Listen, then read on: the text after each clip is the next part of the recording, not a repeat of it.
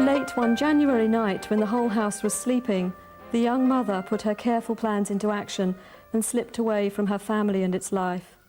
The 3 tiny children remained asleep until 7 a.m. and their father until 9. It has long been agreed that the woman has returned to Ireland, and all efforts to trace her through the newspapers, police and Salvation Army have now been terminated. When the children realised their mother had gone, they tried to ring her on their toy telephone and sent her letters through the Mr. Mann post office. They cried themselves to sleep most nights and have been constantly greedy for food. When their father realised his wife had gone, he spent the allowance at the bookies and told the welfare that something would have to be done. He signed them into care and jumped beneath the Northern Line train on the way home. It is true to say that the children, with their 6, 4 and 2 years, are a handful and tend to be clingy. Only last week, the eldest boy was found asking a policeman to please find his mummy. I was born in Charing Cross Hospital in the Strand in September '51. A happy childhood, an interesting childhood. All childhoods are interesting, aren't they? And felt a very loved child. I was an only child. Didn't have brothers and sisters. Yes, a happy time. I didn't have a very literary background, but I had access to books, a lot of books. And being an only child, I soon ran out of my own reading material and started reading adult things. I was very interested in the Northern writers that came to the fore really in the 1950s, because I think those people are writing about the life that people actually live. So that was a very great influence to me at that time, and I think did start to model what interests me now in writing some of the prose pieces about how people live. Beyond all other fear that we will be unloved, lost, faded in our lives, without the golden mark of youth on our cuff, there is the knowing that always we are part. Beyond all other hope, love is being wide open to another, total vulnerability and exchange of self. Beyond all other desire, there is the idea of eternity. We listen for its ghosts, finding habit, pattern. Beyond all other love, there is this extension of self, moving out against the inertia, that laziness we call work. Moving out in the face of all fears, courage. Moving out towards desire. Value creates love. Love, then, is a form of work, of courage. What massive stones, what magnificent buildings. My father was involved in the Methodist Church, and so as a little girl was I. I did rebel quite a lot from that influence, I suppose, that Christian influence. And perhaps, looking back on it, it was 1960s when I was a teenager. And things like the Beatles and pop music. In fact, Manfred Mann lived just down the road from where I did, and so it was actually very interesting to keep walking endlessly past his house. I did want to be a beatnik, yes, I did. That was not really traditional at that time to be a beatnik, which is why I wanted to be it. And I went to a bookshop down the road from where I lived in Upwood Road and found the book just for me, which was called Through Beatnik Eyeballs, which was splendid because it gave you all the terminology and the slang that beatniks are supposed to use, such as cool, and you had to wear slacks, SLAX, and long jumpers, and men had beards with hair just past their ears. So that was, a marvellous clue, and it was from that that I was determined that that kind of lifestyle was really for me. My parents didn't agree, really. Living in that part of South London was, apart from Manfred Mann living down the road, was not terribly interesting, and so I would always gravitate towards central London. And there were very interesting things happening in the 60s, at that time, the middle to late 60s. There was the Arts Lab in Covent Garden, which is, in fact, where Yoko Ono had an exhibition, and where I once kicked over John Lennon's coffee down his white suit, down the leg of his white suit, which was my only other claim to fame at that time. I decided I would start a poetry magazine, in fact poetry and graphics art magazine. And so began Amazing Grace magazine in the 1960s, published 7 editions, and we did 500 copies each time.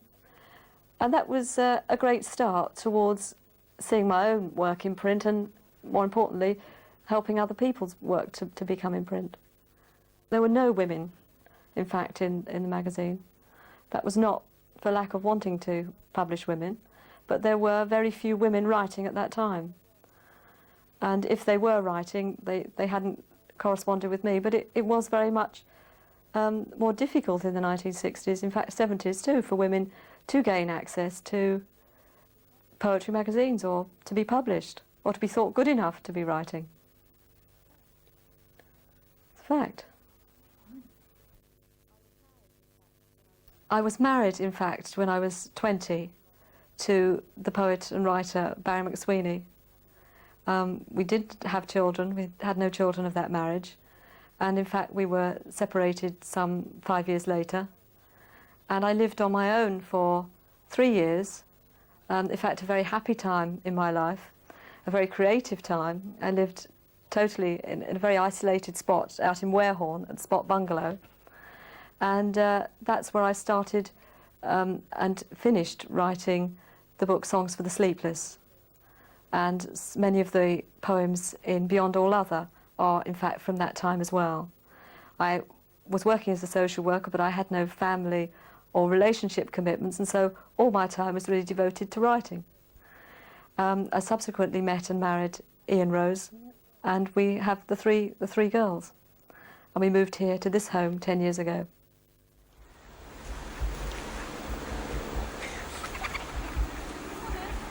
My hands have changed recently. The skin is rather papery, crinkled, foil-like.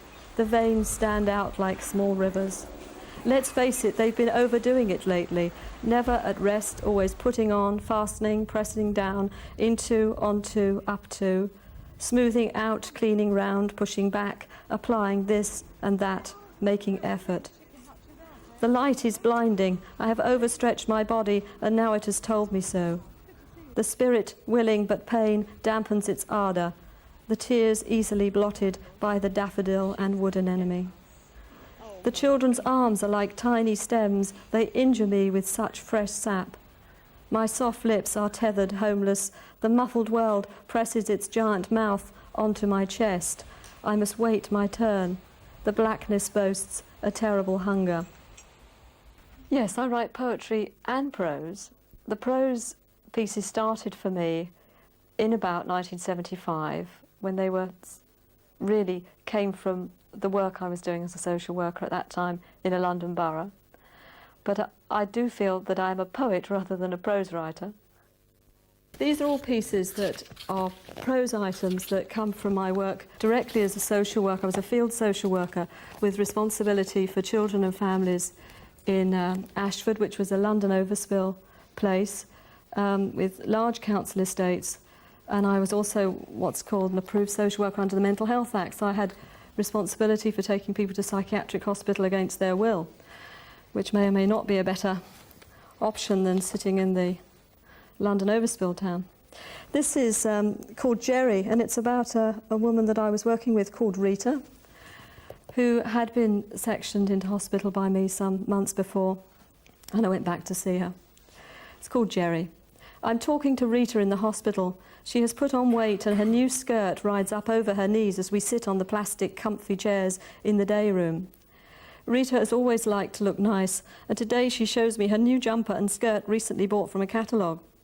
Round her neck, Rita wears a tiny gold heart that she tells everyone her husband brought for her, but Rita and I both know that she bought it herself last year, as her husband Jerry has been in prison now for 6.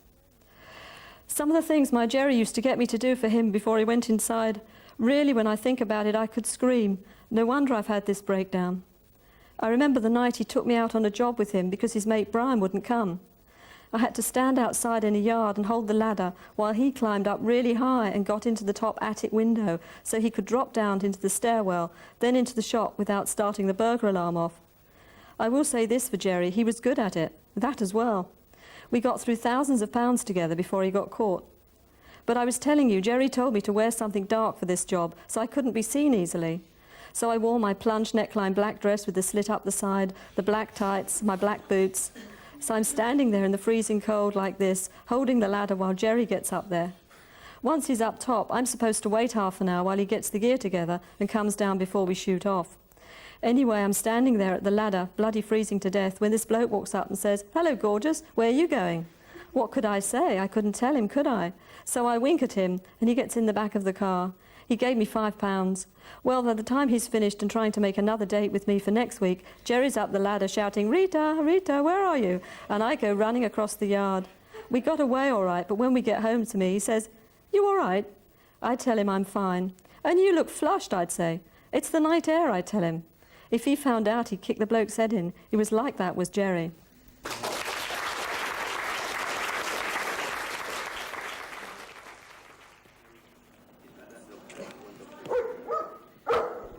I'm a guardian ad litem, instructed by courts in 3 areas of Britain, Essex, East Sussex and Kent, and I act for the child.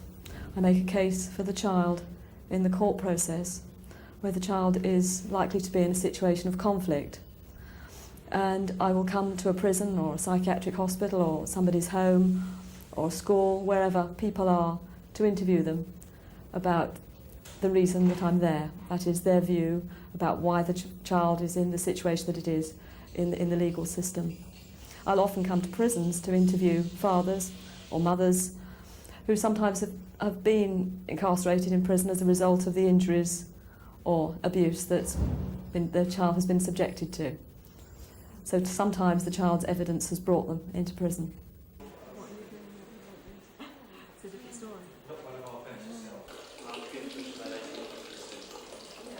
Certainly I will help a child with a disclosure or be part of a whole system that will perhaps ensure that someone is convicted, yes.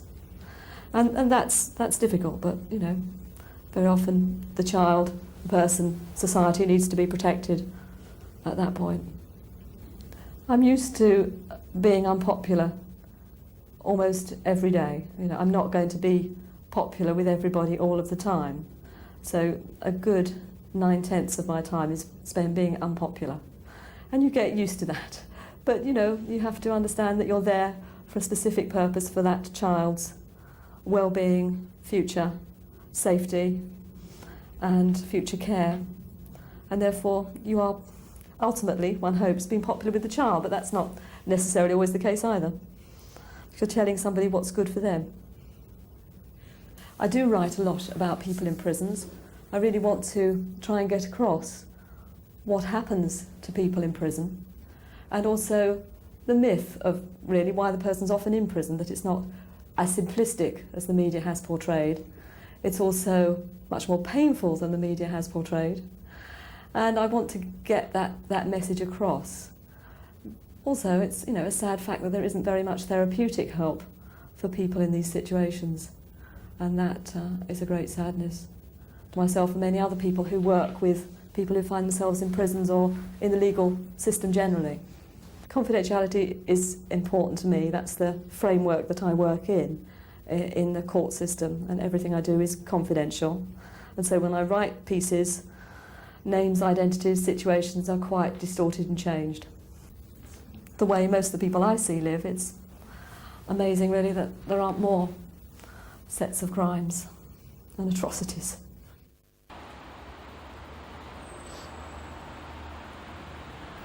At the airport, I asked the taxi driver to take me to a suburb of Glasgow where I'm to meet a man to talk about the adoption of his son. "You kidding, Jimmy?" he says. I can't do the accent, I'm sorry. "You kidding, Jimmy?" he says. I say I'm not. The driver has a very strong Glaswegian accent. I can barely decipher what he says, but I can see from his shoulders that he's not happy. "No one goes there in a taxi," he says. "Why not?" I lamely inquire. The man shrugs and we set off. He mutters about having waited for 2 hours in the airport queue for a passenger, and the last thing he needed was me asking to go where I did. He asks the name of the road. I tell him, "Jesus," he says. We arrive. It's shoddy for sure. 1960s tenement blocks, each block its own number. I'm headed for number 11. Can I call for a taxi when I need to come home? I ask. You can call, but no one will answer. He drives off. A Rastafarian youth passes by and turns round to look at my conspicuous frame standing on the pavement with my briefcase. I look up at number 11. It looks like the whole of the top floor is burnt out. I start at the bottom, peering at the names on the doors. The name I need isn't on any of them. I climb to the top floor. The stench of the burnt plastic makes me retch. The door opposite the burnt flat has on the door the name I need. I knock. It's answered by a young boy who has a woman's voice. He's not here, she says. I've come all the way from Kent this morning. I left at 5 o'clock, I say. Well, he's got a job. You can see him there. OK, I say, relieved. She tells me where I need to go. The smell of burnt wood and plastic is strong in the house. It seems worse. There are 3 small children who clamour at my briefcase. I give them the marmalade and cream from the plane. What's happened to the flat opposite, I ask. It's then that I realise the young boy is a woman of my age, thin, drawn, breastless, with a shaved head. On Saturday, she said, all 3 were killed. My God, I say, how awful. Yes, all 3, the father, the 2 teenage boys, drunk, fighting, turned over the paraffin stove, fell asleep, went up in no time. Won't they move you out? I asked. The smell is terrible. Is it? She asks, sits on the settee. He'd had his penis amputated, taken off, had cancer. He was never the same again, never got over it. I'd known him for 5 years. How awful, I say again. Yeah, she says, yeah. I go to the door. One of the children opens it for me. We stare at the boarded-up door opposite. You go back to your mum, I say. He does. I make my way down the concrete stairs, the smell of the burnt-out flat, the burnt flesh, the horror of it all. I step out onto the street and look up and down. Not a person in sight, not a bus, not a telephone box. I start walking across the green with a notice that says, no dogs, no ball games. Hey! Are you going to run back? Driving home very often from the sorts of environments that I work, I have one smell of air when I get in the car and a different one when I get out. It's a completely different world. And I guess it's that I appreciate. It's that keeps me writing to some extent about people who don't have that opportunity to live in that kind of environment or with that safe, happy family around them. Because a good 9/10 of the problems I see are actually people with not only inner conflicts but family difficulties and interpersonal relationships and the way they all interact together with their environment, which is pretty often totally awful. But I hope that some injection of social work actually does help people to change, not only social work, but efforts from the health service, from education. I think it does actually help people to change. Otherwise, I certainly would stop doing the work I'm doing. Tell them how easy love is. How the light mist comes up and across the marsh in late afternoon. How the big trees are so big. If I was a man, the love of a good woman would keep me safe and wear me out. Tiny flowers in the wood tonight. I picked a few and brought them home. Crow and sheep share the same water trough. Just the way the light rises, drawing together the day and the voices of the people warm in their homes. Oh, tell them how easy love is.